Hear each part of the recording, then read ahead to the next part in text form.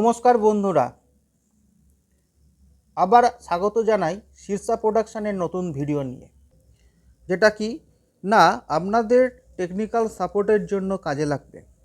যেখানে আমরা আমি পেয়ে গেছি একটা নতুন ধরনের নতুন রেফ্রিজারেটর বললে ভুল হবে। আমার সামনে রয়েছে একটা পুরনো রেফ্রিজারেটর, এবং যেটা হচ্ছে ওয়ালপুল কোম্পানির।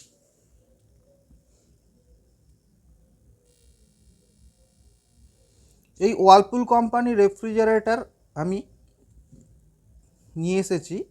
ওয়ালপুল কোম্পানির রেফ্রিজারেটরে একটি সমস্যা হয়েছে। এই সমস্যাটা কী ধরনের সমস্যা এবং কিভাবে এর সলভ করা যায়, মানে কজেস এবং রেমেডিস, আমি সম্পূর্ণভাবে এই ভিডিওর মাধ্যমে দেখাবো, যাতে আমার এই ছাত্রছাত্রী যারা আমাকে বিশেষভাবে অনুরোধ করেছে এই ধরনের টেকনিক্যাল ভিডিও যাতে তাদের পড়াশোনা বা কাজ শেখার কাজে লাগবে, তাদের যাতে উপকার হয়, সেই সব চিন্তাভাবনা করে এই ভিডিও আমি শুরু করলাম। সকলকে আবারও স্বাগত জানাই শীর্ষা প্রোডাকশানের নতুন ভিডিও টেকনিক্যাল সাপোর্ট। ভিডিওর শুরুতেই বলে রাখি, বা আমি কাজ করার আগেই বলে রাখি, যে এটি একটি ওয়ালপুল কোম্পানির রেফ্রিজারেটর, প্রায় 10 থেকে 15 বছরের পুরাতন। এই রেফ্রিজারেটরের মধ্যে কাস্টমারের কমপ্লেন নো কুলিং, এবং নো কুলিংয়ের সঙ্গে সঙ্গে কাস্টমার আমার কিছুটা কাজ ইজি করে দিয়েছে। কীরকম না, কাস্টমার প্রথমেই বলে দিয়েছে বা স্বীকার করে নিয়েছে যে এই রেফ্রিজারেটরটি যখন কাস্টমার চালাতো সেই সময় কাস্টমারের যে ডিপ ফ্রিজ আছে, অর্থাৎ তোমাদেরকে দেখাই, এই যে ডিপ ফ্রিজ রয়েছে, এই ডিপ ফ্রিজের মধ্যে বরফ জমে গেছিল। এবং নিশ্চয়ই বুঝতেই পেরেছেন সচরাচর সবাই যেটা ভুল করে থাকে, যে এই ডিপ ফ্রিজে জমে যাওয়া মোটা বরফ কাস্টমার কীভাবে কুচিয়ে বার করতে চেষ্টা করেছে, এবং বার করতে গিয়ে আমাদের ইভাপোরেটর, ডিপ ফ্রিজ ওরকম কুলিং কয়েলকে ক্ষত করে ফেলেছে। যার ফলে এর মধ্যে যে পাইপলাইন আছে, সেই পাইপলাইনের মধ্যে দিয়ে যাওয়া গ্যাস, অর্থাৎ রেফ্রিজারেন্ট, কী হয়েছে না, রেফ্রিজারেন্ট আউটলেট হয়ে গেছে, ফলে গ্যাস লিক হয়ে গেছে। এবং আমরা আপাতত এর মধ্যে দেখতে পাচ্ছি একটা ভালো রকম ক্ষত রয়েছে, যেটা থেকে আমরা অনুমান করতে পারি কিছুটা যে এখানে একটা লিক হওয়ার সম্ভাবনা আছে। একটু আঙুল দিয়ে আমি দেখিয়ে দিই, এই জায়গাটা করে লিক হওয়ার সম্ভাবনা আছে। যদিও কাস্টমার আমাকে বলেছে যে কোনো রকম বশত কম্প্রেসার বা বেশি খরচা হলে তা রিপেয়ার করতে মানা করেছে। তাই আমি এই ভিডিওতে রেফ্রিজারেটর রিপেয়ার করার সঙ্গে সঙ্গে আরও আনুষাঙ্গিক কিছু প্রবলেম বা সমস্যা আছে কি না সেটাও দেখাবো। ভিডিওর শুরুতে, অর্থাৎ রিপেয়ারিংয়ের শুরুতে আমি দেখাবো যে এর ফল্ট ফাইন্ডিং। যদিও আমরা জেনে গেছি এর কি ফল্ট আছে, অর্থাৎ গ্যাস লিকেজ আছে, কিন্তু শুরুতে আমরা কি দেখব না এর মধ্যে কি ফল্ট হয়েছে। এবং ফল্ট দেখতে গেলে আমরা প্রথমে রেফ্রিজারেটরটি চালু করব। ওকে, সো আমার এখানে ইলেকট্রিক্যাল কানেকশন রেডি হয়ে গেছে, আমি রেফ্রিজারেটরটি চালু করব।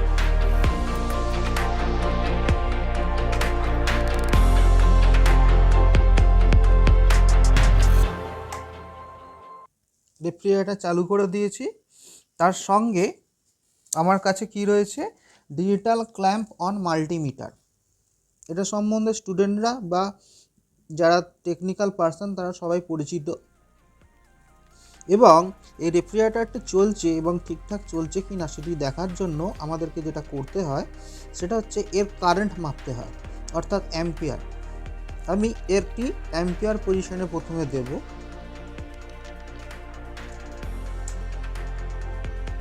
অ্যাম্পিয়ারের দুটো রেঞ্জ রয়েছে, যারা ইউজ করে জানে, সেটা হচ্ছে একটা 200, একটা 1000।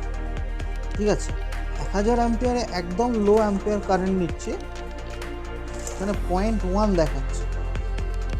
তো 0.1 তো স্বাভাবিক নয়, আমি একটা অন্য তারের মধ্যে দিয়ে দেখছি যদি কিছু চেঞ্জিং আসে কিনা। না, এক্ষেত্রে 0.1 কোনো ডিজিট আপ ডাউন করছে না।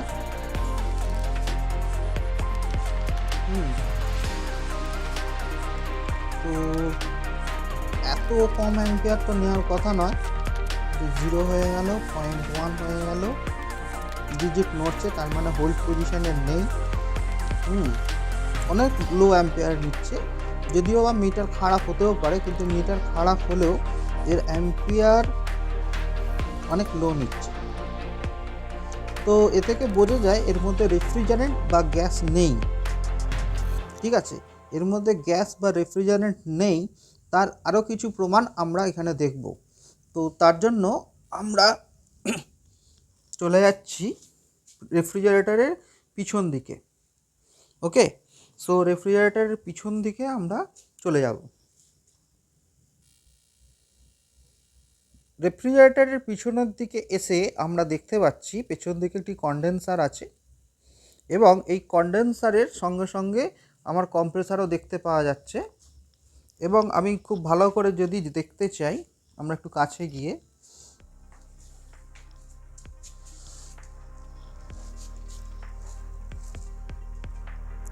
এই যে কম্প্রেসার রয়েছে, এই কম্প্রেসারের এক্ষেত্রে আমাদের যেটা বোঝা যাচ্ছে এখনো পর্যন্ত, এটা হচ্ছে সাকশন লাইন, এবং এই কম্প্রেসারের এই যে ওপরে যেটা সিল করা রয়েছে এটা হচ্ছে চার্জিং লাইন। কত, যেটাতে আমি হাত দিয়েছি, এটা হচ্ছে আমাদের ডিসচার্জ লাইন। এবং খুব ভালো করে যদি দেখি, এই ডিসচার্জ লাইন বডির মধ্যে চলে গেছে, অর্থাৎ এটার মধ্যে বডি কন্ডেন্সার আছে। So body condenser plus wire mesh type condenser, এই দুটো কন্ডেন্সারের কম্বিনেশনে এই রেফ্রিজারেটরটা তৈরি। তো আমি আবার আমার বিষয়ের মধ্যে চলে আসি। এই রেফ্রিজারেটর যে গ্যাস লিক হয়েছে সেটা বুঝতে গেলে আমরা অ্যাম্পিয়ার মাপার, লো অ্যাম্পিয়ার নিচ্ছে আমরা অলরেডি দেখে নিয়েছি। তার সঙ্গে সঙ্গে আমরা যেটা দেখব সেটা হচ্ছে কি না, এর যে সাকশন লাইন আছে সেই সাকশন লাইনটা দেখা যাচ্ছে একটুও ঠান্ডা নেই বা সোয়েটিং কিছু নেই। কেমন, এর মধ্যে ঠান্ডা বা সোয়েটিং কিছু নেই, এবং কম্প্রেসারও প্রায় ঠান্ডা, অনেকটা ময়লা হয়ে আছে। তার সঙ্গে আমরা দেখছি ডিসচার্জ লাইন, এই যে ডিসচার্জ লাইন যেটা দেখা যাচ্ছে সেই ডিসচার্জ লাইনটা একটুও গরম নেই। তো সুতরাং এ থেকে বোঝা যায় যে এর মধ্যে গ্যাস বা রেফ্রিজারেন্ট একটুও নেই। ওকে, এরপর আমরা চলে যাব ইভাপোরেটর অর্থাৎ সামনের দিকে। আমি আবার চলে এসেছি, রেফ্রিজারেটরটার ডোর ওপেন করেছি এবং ইভাপোরেটর অর্থাৎ সামনের দিকে চলে এসেছি। এর আগেতেই আমরা দেখিয়েছিলাম বা আমি দেখিয়েছিলাম যে এর মধ্যে যে অংশটি রয়েছে যেখানটা করে অরিজিনালি লিক হয়েছে সেইটা, এই জায়গাটা, কেমন, এই জায়গাটা আমি দেখিয়েছিলাম। কিন্তু এখন কথা হচ্ছে যে এই লিক হওয়া অবস্থায় বেশিক্ষণ রেফ্রিজারেটর যদি চালনা করা হয় তাহলে কী হবে, এখান থেকে ময়েশ্চার বা গ্যাস টেনে নিতে পারে। আমি এখন এই ইভাপোরেটরটা দেখাতে চাইলাম এই কারণে যে কম্প্রেসারের যে পাসিং, রেফ্রিজারেন্ট পাসিং, সেই রেফ্রিজারেন্ট পাসিংটা আমরা যাতে বুঝতে পারি। তো অটোমেটিক্যালি এর মধ্যে পাসিং আরম্ভ হয়ে গেছে, এবং এই পাসিংয়ের সাউন্ডটা তোমাদেরকে আমি শোনাবো, একটুখানি মাইনুটলি শুনবে। ওকে, এই পাসিং সাউন্ডটা আমি শোনাবো বলে তোমাদেরকে মাইকটা একটু কাছে নিয়ে গেলাম। কী ধরনের সাউন্ড আসছে বা কী ধরনের সাউন্ড আসতে পারে কিছুটা তোমাদের আইডিয়া হয়ে যাবে। কারণ এখানে দেখতে পাচ্ছ ক্যাপিলারি টিউব ইনপুট হচ্ছে এবং এখান দিয়ে গ্যাস যাবে। এখনও জানি না এখানে এখনও সোয়েটিং আসছে কেন, অল্প হয়তো গ্যাস আছে, কিন্তু দেখা যাক পরবর্তী ক্ষেত্রে টেস্টিং করে যে আদৌ কি কোনো গ্যাস আছে বা সামান্য আছে কি, নাকি এমনি প্লেন একদম এয়ার পাম্পিং করছে, সেটা আমরা দেখব। হ্যালো, হ্যাঁ, আচ্ছা, আর একটা জিনিস তোমাদের বলতে ভুলে গেছি, যেটা আমার পার্সোনাল এক্সপেরিমেন্ট, যে আমরা অ্যাম্পিয়ারটা একদমই লো দেখেছিলাম একটু আগে, কেমন? এত কম অ্যাম্পিয়ার কিন্তু নেওয়া উচিত নয়, গ্যাস না থাকলেও সামান্য কিছু অ্যাম্পিয়ার অন্তত নেয় রেফ্রিজারেটার, তার থেকেও মিনিমাম 0-1-এর মধ্যে এটার ভ্যারি করছে। সো যেহেতু পিটিসি রিলের মধ্যে লাগানো আছে, আমার মিটার খারাপ কি রিডিংটা ঠিক আছে, এটা একটা জাস্টিফিকেশানের জায়গা আছে। কীভাবে জাস্টিফিকেশান করব? যেহেতু রিলে এবং ওএলপি লাগানো আছে এবং কম্প্রেসার চলছে, তো সুতরাং ওভারলোড হয়ে গিয়ে পুড়ে যাওয়ার চান্স নেই, ট্রিপ করে যেতে পারে বা হাই অ্যাম্পিয়ার নিতে পারে।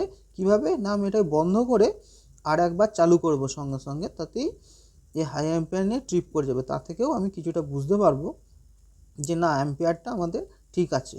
কিন্তু প্র্যাকটিক্যালি দেখা যাচ্ছে অ্যাম্পিয়ারটা অনেকটাই কম নিচ্ছে। এত কম অ্যাম্পিয়ার নেওয়া প্রায় উচিতই নয় বলতে গেলে। ওকে, সো আমি এখন সুইচটা অফ করছি।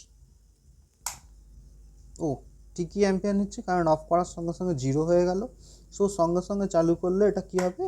হাই অ্যাম্পিয়ার নেবে। দেখো হাই অ্যাম্পিয়ার নিচ্ছে, এবং হাই অ্যাম্পিয়ার নিয়ে কম্প্রেসার তো পুড়বে না, কারণ ওভারলোড প্রোটেক্টার লাগানো আছে, ট্রিপ করে গেল। ওকে, এ থেকে কিছুটা আইডিয়া করা যায় না অ্যাম্পিয়ারটা ঠিকই নিচ্ছে।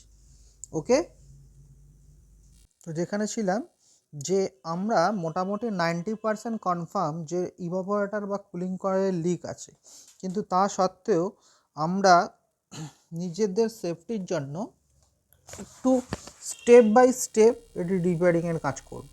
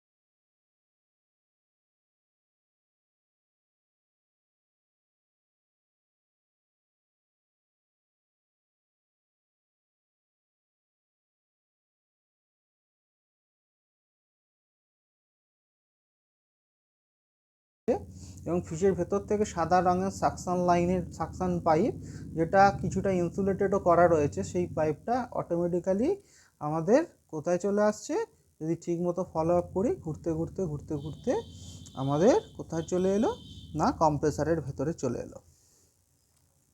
এইবার এখানে একটা জিনিস ব্যাপার বোঝার আছে, সেটা হচ্ছে এক্সটার্নাল সাকশন লাইন রয়েছে। আমরা যদি খুব ভালো করে দেখি, এই সাকশন লাইনের মধ্যে ঠিক এই জায়গাটা দেখো জয়েনিং রয়েছে, ঠিক এই জায়গাটা, এখানে তারটা সরিয়ে দিলে এখানটা হচ্ছে জয়েনিং। এর উপরের অংশটা হচ্ছে অ্যালুমিনিয়াম, কেমন? উপরের অংশটা হচ্ছে অ্যালুমিনিয়াম, নিচের অংশটা হচ্ছে কপার। তো সুতরাং এখান থেকে কপার পাইপ গেছে, এবং হিট এক্সচেঞ্জারের জন্য এই কপার পাইপের মধ্যে ক্যাপিলারি টিউবটা ঢুকে গেছে। সুতরাং এর পরে কোনো একটা সেকশন থেকে আমাকে পাইপটাকে কাটতে হবে একটা ভালো জায়গা দেখে।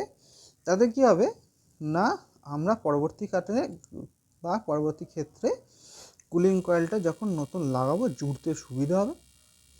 ঠিক আছে। যে কম্প্রেসারে যখন হিট দেওয়া হয় বা সাকশন লাইনে যখন হিট দেওয়া হয় তখন কম্প্রেসার অনেকটা হিট নিয়ে নেয় বা কম্প্রেসার গরম হয়ে যায়।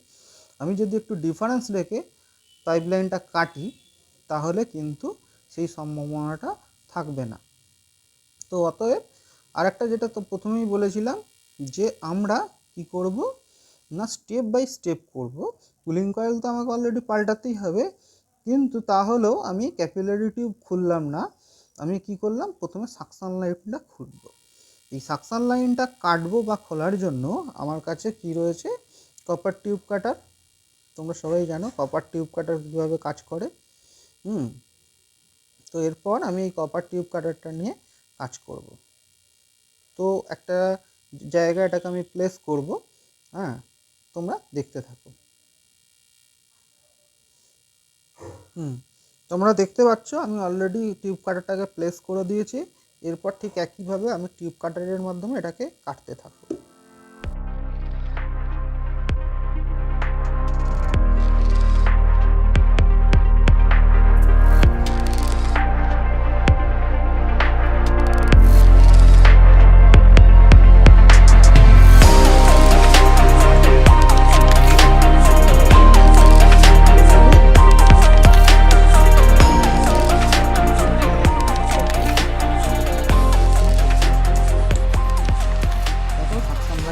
ফ্রি হয়ে গেল এবং কম্প্রেসার থেকে আলাদা হয়ে গেল। এটা করার কারণ কি?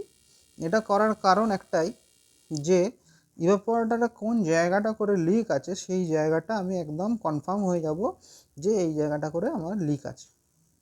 ওকে, তো তার জন্য আমাকে কম্প্রেসারটাকে চালাতে হবে। চালিয়ে কি হবে না কম্প্রেসার সাকশন লাইনের মাধ্যমে এয়ার টানবে এবং কম্প্রেসারের মধ্যে দিয়ে যাবে ডিসচার্জ লাইন হয়ে, কন্ডেন্সার হয়ে, অবশেষে কোথায় চলে যাবে ইভাপোরেটর হয়ে। কিন্তু আমি যদি এখানটা করে লক করে দিই সাকশন লাইন দিয়ে আর আসবে না, তাতে আমরা বুঝতে পেরে যাবো ইভাপোরেটরে কোন জায়গায় লিক আছে। ওকে, তাহলে দেখা যাক চালিয়ে।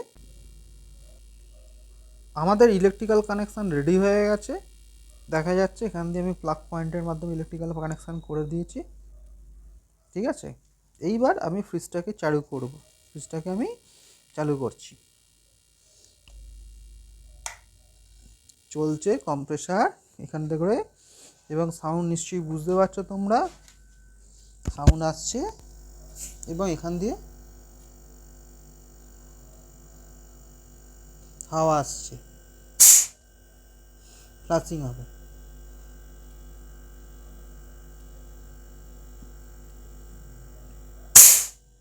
কেমন? তো এটাকে আমি চেপে ধরে কিছুটা ইভাপোরেটরের মধ্যে কোথায় লিক আছে আইডেন্টিফাই করতে পারি। কেমন? ওকে,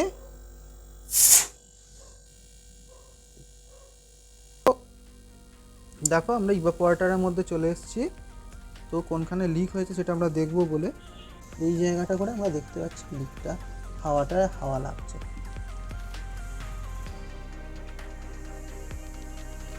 ঠিক আছে, এই জায়গাটা করে আমরা দেখছি আপাতত হাওয়াটা আসছে এবং এখানটা করে অলরেডি তেল এসে গেছে, দেখতে পেয়েছো? এই যে এখানটা করে তেল বেরোচ্ছে, হ্যাঁ, এই যে এইখানটা হচ্ছে লিক, এই যে এইখানটা এখান দিয়ে তেল বেরোচ্ছে। তো সুতরাং আর একটা জিনিস আমরা জানতে পারলাম যে যেখান দিয়ে তেল বেরোয় সেখানে লিকের পসিবিলিটি থাকে। ওকে, তো আবার দেখাচ্ছি, আমরা সাকশন লাইনটা চেপে দিয়েছি, চেপে দিয়ে ইভাপোরেটর কয়েলের কাছে এসেছি। ইভাপোরেটর কয়েলের এখানে আমি একদম কনফার্ম হতে চাইছি কোনখানটা লিক আছে। তো তার জন্য এই যে জায়গাটা রয়েছে, এই জায়গাটা এখানটা দিয়ে আমি দেখছি হাওয়া বেরোচ্ছে এবং এখানটা করে কি রয়েছে ভালো করে দেখো, তেল করছে, চকচক করছে। সুতরাং এখানে লিক হওয়ার সম্ভাবনা আছে বা লিক কনফার্ম হয়ে গেলাম। এরপর আমরা চোখ বুজে ইভাপোরেটর পাল্টে দিয়ে মেশিনটাকে রেডি করতে পারি। ওকে, তো সবাই দেখতে পেলে কিভাবে একটা রেফ্রিজারেটরের মধ্যে ইভাপোরেটরের মধ্যে লিক থাকলে আমরা সম্পূর্ণ সহজে এবং লোকাল প্রসেস, যদিও এক্ষেত্রে নাইট্রোজেন ইউজ করার দরকার ছিল, কিন্তু আমরা একদম লোকাল প্রসেসে করলাম। এতে অবশ্য আমাদের সিস্টেমের মধ্যে এয়ার পাম্পিং করবে তাতে চোকিং হয়ে যাওয়ার ক্ষেত্রে ময়েশ্চার চোকিং হয়ে যাওয়ার সম্ভাবনা বেশি থাকে, তাহলেও আমরা কি করব, এইভাবে একদম লোকাল প্রসেসে বিনা নাইট্রোজেনের লিক টেস্টিং করতে পারবো। তো এরপর আমরা আসব এই ইভাপোরেটর অর্থাৎ লিক হয়ে যাওয়া ইভাপোরেটরটি কীভাবে রিপেয়ারিং করা যায় সেই ব্যাপারে ভিডিও নিয়ে পার্ট 2-তে। তো তোমরা দেখতে থাকো। পার্ট 2-তে তোমরা অবশ্যই দেখবে ইভাপোরেটরটা কীরকম করে চেঞ্জ করা হয় এবং গ্যাস চার্জিং করা হয় সেই ব্যাপারে।